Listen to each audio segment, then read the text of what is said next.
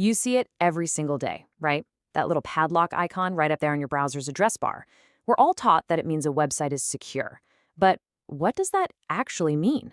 Today, we're going to pull back the curtain on that digital lock and really understand the incredible, kind of mind-blowing cryptographic dance that happens every time you connect to a secure site.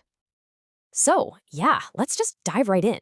What is this thing really doing for us? Is it some kind of digital shield? A secret code? Well, the answer is, a little more complex. And honestly, a lot more fascinating. This tiny icon, it represents the solution to some of the most fundamental problems we have when we try to communicate out in the open.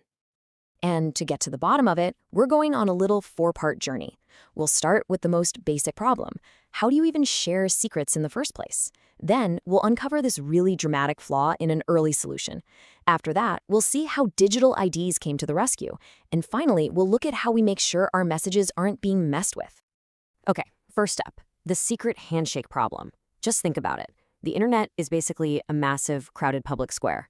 So how can two people, let's call them Alice and Bob, agree on a secret code to talk privately when literally anyone could be listening in?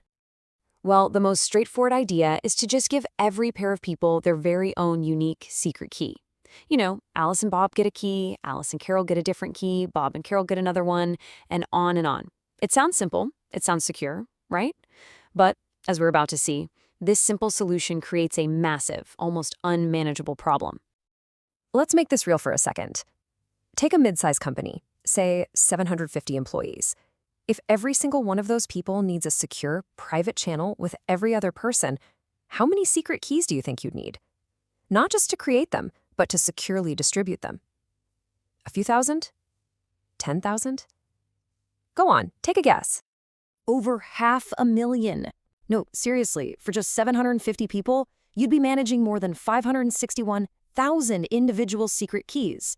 And that right there shows you the problem isn't just big, it's explosive. This is what's known as the n-squared key problem. The number of keys required it grows exponentially. Every time a new person joins, you don't just add one key. No, you have to create and securely hand them a new key for every single person who's already there. It's a logistical nightmare. It doesn't scale. So clearly we need a better way. And this brings us to this brilliant piece of mathematics that seems to solve the entire problem. But as you can probably guess, it has a critical and really dramatic flaw. So enter the Diffie-Hellman Key Exchange. It's this absolutely genius method that allows two people to create a shared secret key, even if their entire conversation is being overheard. They exchange some public information, do a little bit of math on their own, and poof, like magic, they both arrive at the exact same secret number, a number that was never actually sent across the wire. Problem solved. Or is it? Well, this is where the magic trick has a fatal flaw. Imagine a malicious eavesdropper. We'll call him Oscar, and he's sitting right in the middle of the communication line. When Alice starts the exchange and sends her public number over to Bob, Oscar intercepts it. But then he sends his own public number to Bob, pretending to be Alice. Now, when Bob replies with his public number, Oscar intercepts that too, and sends his own back to Alice. So now Alice and Bob each perform the magic key exchange, but they're not doing it with each other. Nope, they're both doing it with Oscar. The result is, it's devastating. Oscar now sits right in the middle. He can decrypt messages from Alice with his key, read them, even change them, and then re-encrypt them with his other key to send on to Bob. And Alice and Bob, they have absolutely no idea their entire secure conversation is being controlled by an imposter. So the whole attack works because of this one crucial point. The public keys aren't authenticated. As the source material so brilliantly puts it, when Alice gets a key, she has no way of knowing if it really came from Bob. A key is it's a string of bits. It's innocent. It does not smell like Bob's perfume. There's nothing to prove it's really his. Okay, so how do we fix this? How do we give a key an identity? Well, we need a system of digital IDs. We need a way to defeat the imposter by bringing in a trusted third party. And the solution is something called a digital certificate. The best way to think about it is like a passport for a public key. It's a digital file that bundles three things together: You've got the public key itself, you have the identity of the owner, like a website's name, and then you have a digital signature from a trusted authority that basically vouches for the first two. So this trusted authority is called a certificate authority, or a CA, and their whole job is to act like a digital notary public. Before they issue a certificate for, say, mybank.com, they actually verify that the owner is who they claim to be. Then they use their own super secret private key to digitally sign that certificate, which is like stamping it with their official seal of approval.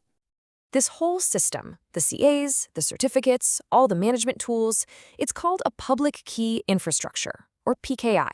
And here is where the real magic happens. Your web browser, right now, it comes pre-installed with a list of trusted CAs and their public keys. So when your browser gets a certificate from a website, it can use that CA's public key to check the signature and make sure it's legit. This creates a chain of trust, and this is precisely how that little padlock protects you from a man-in-the-middle attack. Okay, so we've authenticated who we're talking to, we've created a secret encrypted channel. We're done, right? Well, not quite. There's one more really important piece to this puzzle. I mean, even with an encrypted channel, how can we guarantee that the messages themselves haven't been subtly altered? Encryption gives us confidentiality. It keeps things secret. But we also need something to give us integrity. We need to know that what we received is exactly what was sent. The answer here is something called a message authentication code, or a MAC. You can think of it like a cryptographic checksum, or maybe a digital wax seal on a letter.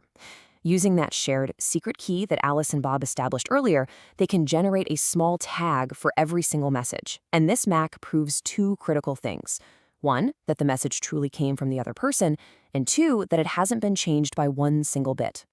Now, let's just quickly compare this to digital signatures, which you might have heard of. Both of them give you integrity and authenticity, but the key difference is that MACs use that symmetric, shared secret key. This makes them way faster to compute.